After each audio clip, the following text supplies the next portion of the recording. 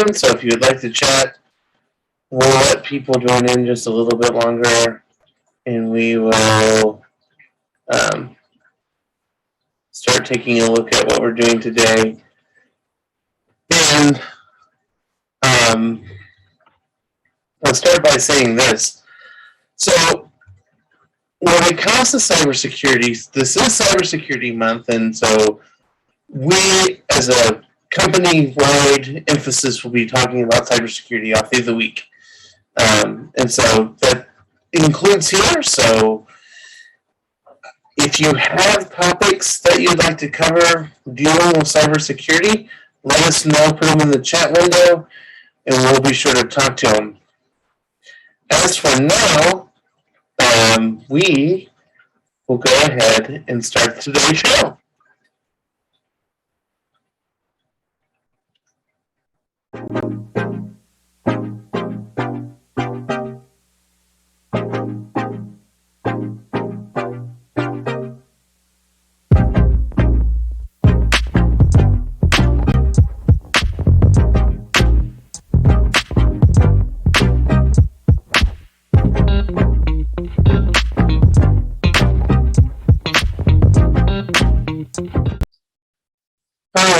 So, thank you so much for joining us today. Today we're going to be talking about how easy is it to spoof a website.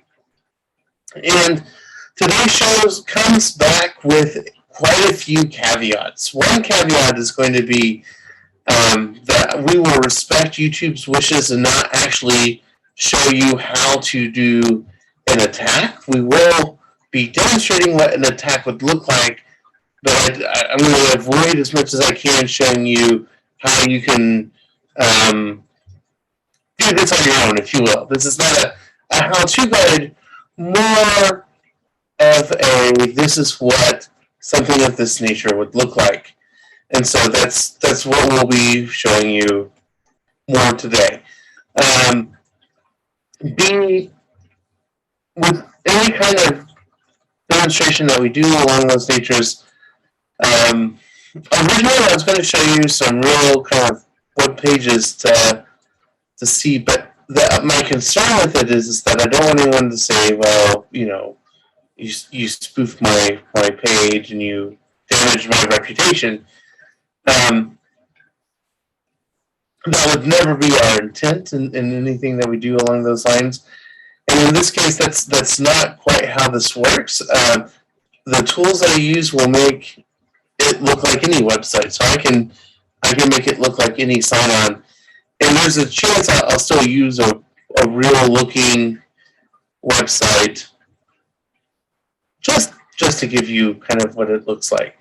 But for today's purposes, I'm probably going to stick with our own, something of our own nature. So just to give you a heads up. So let's talk about who would use this type of attack. And we might see this in a while. And this type of attack would be something that would be used if I were trying to spearfish, meaning if I knew that certain employees in your organization used a certain learning portal or something along those lines for an internal website, I might try to use this type of attack to get something along those natures. That nature, trying to get someone to log in and fool them to log in. So, for example, if I were trying to get someone credentials at your organization, what I might do is use this type of program to make a website that looked like your login portal, and then reach out to some of your employees and say something like, "Hi, my name is Steven, and we're from Much More Hope," which is an organization that I just made up. Much More Hope is a organization that's teamed up with yourcompany.com, and we are making sure that the organization's donation dollars are going to the best places possible. And so we've set up a portal where you can go and you can vote on said charity that you would like to see the money used to go to, like that. Here's the URL, or I'll email you the URL, and then said victim would click on the link in the email message, and it would take them to a page that kind of looked like your web page, but would be different from the web page that you're going. So that would be kind of the use case on this, and where we would try to see that type of attack done.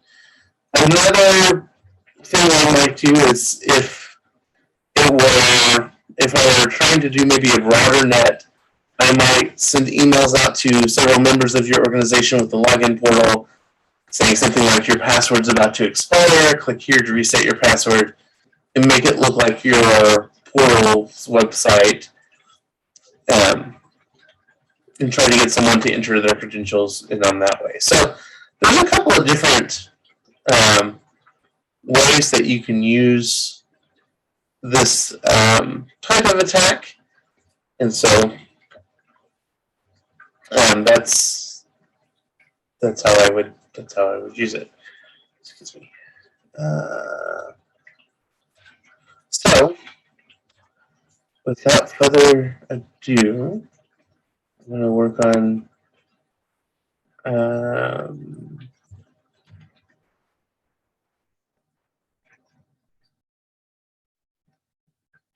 this.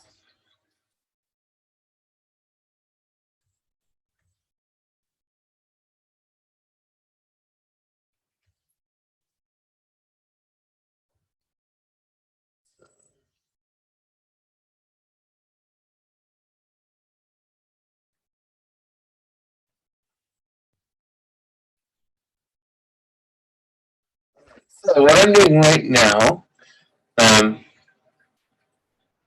I don't mind showing you a little bit of this. Like I said, I'm not going to teach you how to use this, but we'll go ahead and kind of show you what it looks like, this type of thing. So if I go over to ParrotOS, ParrotOS is a tool set kind of like Kali Linux. You may have heard of Kali.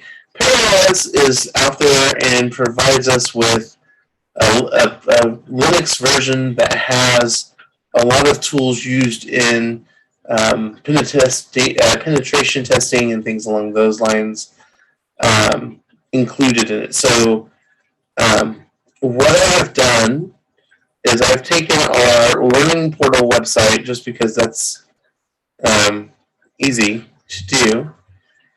I've taken our Learning Portal website and I've cloned it. Okay, so what it's done is what I've done is cloned it.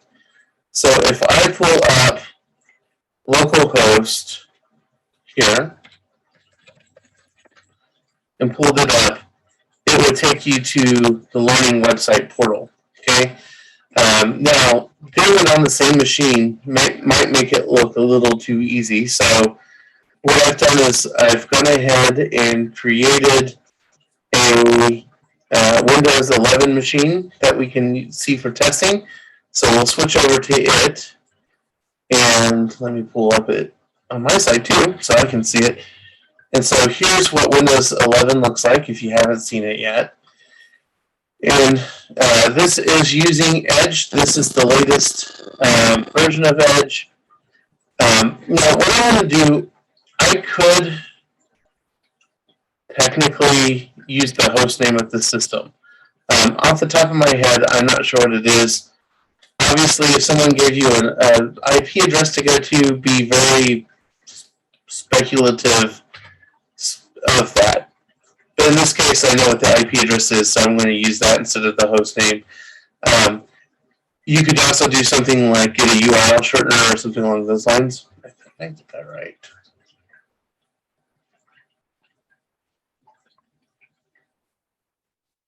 I don't think I typed anything wrong. Let's see if this works.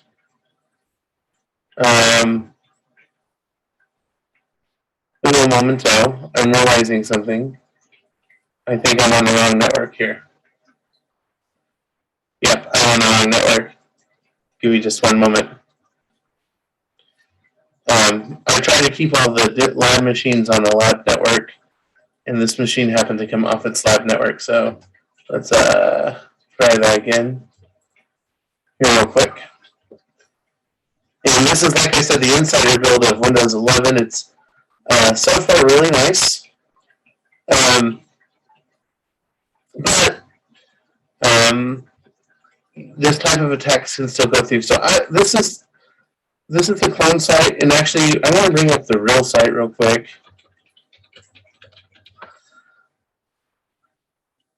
The reason I'm using a lab network is I don't want this type of I don't want to inadvertently expose the real world to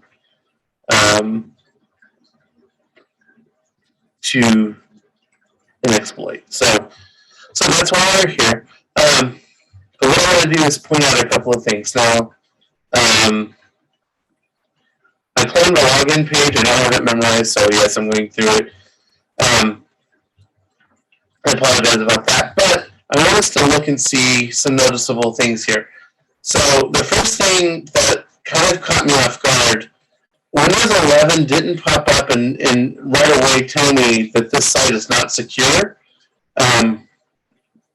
Other browsers would do that. So a lot of browsers, if you put in a URL and it's got password fields or things along those lines, it will pop up and it will say that it's not secure. I don't know if that's because this is an insider preview.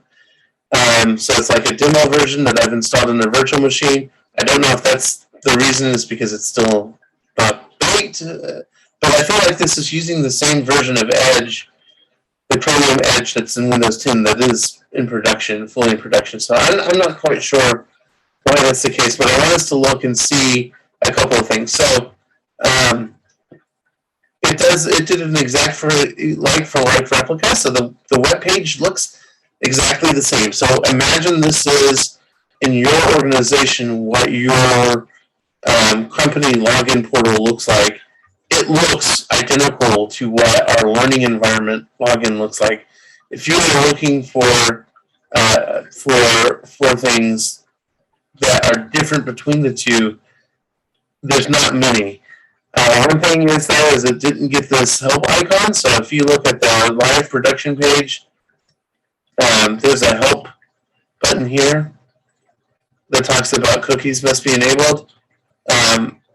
The screen tip and things came over, but the website cloning capabilities themselves, it didn't copy any of that over. So the website looks identical both locations, with that exception.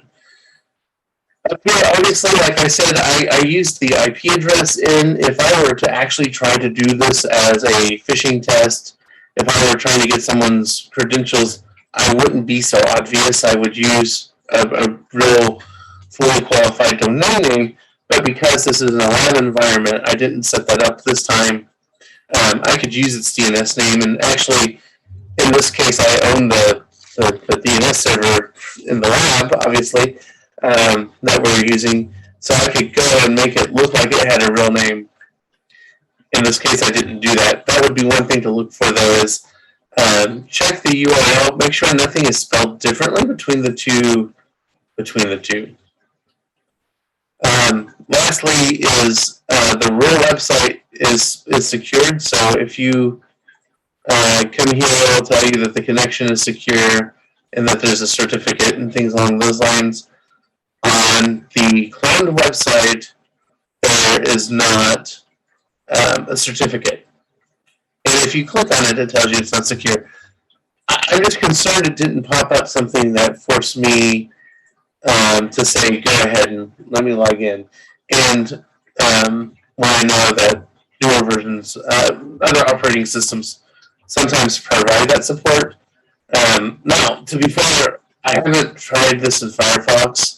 And actually, I have over here in on the machine itself. That is Firefox, and it didn't do it either. So I'm not sure why it doesn't. The browser isn't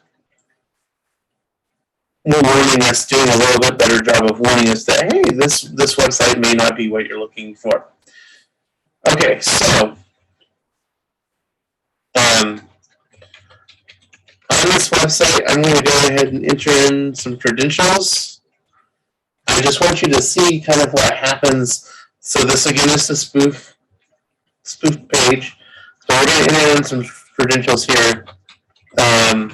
We're just going to do testing 1, 2, 3, 4, and we're going to hit login. And you kind of blinked, and what it did in this case is it sent us to the actual website where I have the actual login page. So it just redirected us. So it kind of looks like maybe there was a glitch or something along those lines. Maybe it looks like the credentials didn't take, and it just kind of forwarded you on. So yeah, that's what it did, is it took that information. But what's really important isn't what happens on the front end. So I mean, that is important. Obviously we want everyone to be, somewhat careful with something along those lines. But really what's important is what happens on the back end. So what I'm going to do is I'm going to switch back over to our other system here that we did the attack in, and I'm going to transition back over to it, and then I want us to look here at what we got. So here is, actually at this point, I'm just going to, here is the tool that's that's running the portal backend, and it's collecting login. So right now, it came through and it produced this information. So the first thing it did is it said, hey, we've got someone on the website. So this is the machine in the lab that we used to connect to it, the Windows 11 machine. It's its IP address. It shows that it connected and what time it connected to the site. And then it says we got a hit. This is me entering in fake website information. So you've got your username filled, your password filled, and the token filled. So every time that someone enters in their information like this, the tool is gathering that information on the back end and is saying, okay, here's who hit the website, and this is what that attempt looked like. When we're done with this, like it says, you hit Control-C, it closes the application, and it creates a CSV file that has all of the different username and password. So if I'm trying to get a full company and I leave this up and multiple people have tried to use it, at the end of said exercise, I'm going to hit Control-C, and it's going to create me a report with everyone who's attempted to log into the website. So that's how it works, and that's how easy it is to get someone's information. I go to a website and I clone it. Now, the question is what can we do to protect against this sort of attack? And that's, I think that's a really fair question and a really important one that we have to answer. So one of the things that we have to do is, if you get an email that has a link to your internal portal, be sure to really verify who sent that link to you. At this point, to me, almost every time I see that type of link being sent out to someone, my immediate first thought is, okay, this looks like it's some sort of phishing attempt. So that's kind of where we would recommend that level of being really cautious with things. Anytime you get a link that includes that sort of an email with that sort of link, be sure to be really careful with it. Don't look at the URL, make sure the URL matches. If it looks like there's a character off, there likely is. So I wouldn't trust it. Look, if let's say that your company was clean install and someone sent you a URL that was clean install, but install was spelled with one L and one number one, and it looked very, very suspicious to you, like one of the L's looked incorrect. Likely it is. So that's one thing that you can do to be safe. I would love to say don't click on those types of things, but I also realize that in the real world, when your password expires and things along those lines, that's how you're notified. Is you get an email with the link and says, "Hey, your password's expired. Sign on to our whatever the name of your company's internet portal is, and change your password through the portal." And you're like, okay. If it's something that is easy to type in, I would try just manually logging in and doing it that way, and not doing it based on an email. Hey, we need you to do this type of thing. Also, like I said, security certificates are not one of those things that are easy to spoof. So check the certificate out compared to other internal websites that you might have. That's a good sign. I realize that in the world, it's the argument is I don't have time to check those things, and that's where this becomes a really hard thing, because as a member of the human race, I've got a deadline. I don't have time to look at the URL certificates. I need to get this project done. But just also realize how easy is it for me to create a website and spoof your portal website where you did. I showed you how to do. I showed you what that looked like, and that the website cloning, all of it was done during the time of this webcast, if you will. It was all done in real time. There wasn't a lot of, other than creating the virtual machines that we used in the demonstration, everything was done during the show. I didn't set that up because that process is a bit time consuming and not realistic. But as far as setting up a portal and cloning that was all done in real time. So yeah, those are things that we have to be considerate of in kind of where we are in the world. So looking at the chat, we've had a couple of viewers. I don't see any chat messages. If you have anything, speak now or forever hold your peace. I'll give it a couple of minutes here. Let me switch the view real quick, transition it so you can see the chat window too. If the chat will move me over a little bit and do the shuffle. Okay, everyone online shy today. That's rare, but it does happen. So anyway, as that's kind of the case, I will probably go ahead and show the promo video, and for our company, just to give you a little bit more information about what our company does and how we can help you. We are a full IT services company, so we can provide a ton of great services to you. You need some computers, we got them. We got them ready to go, so we can get you computers in your organization. You need cybersecurity consultation, we can provide that. If you want us to try to fish your team and see how many people we can get responses from in your organization, we love doing that. It's a lot of fun. So we're happy to do those types of projects. You got cabling projects, networking projects. We can assist with all sorts of things. We do it all. So check us out, warmortech.com. Here's just a little bit more about Warmore Technology Solutions.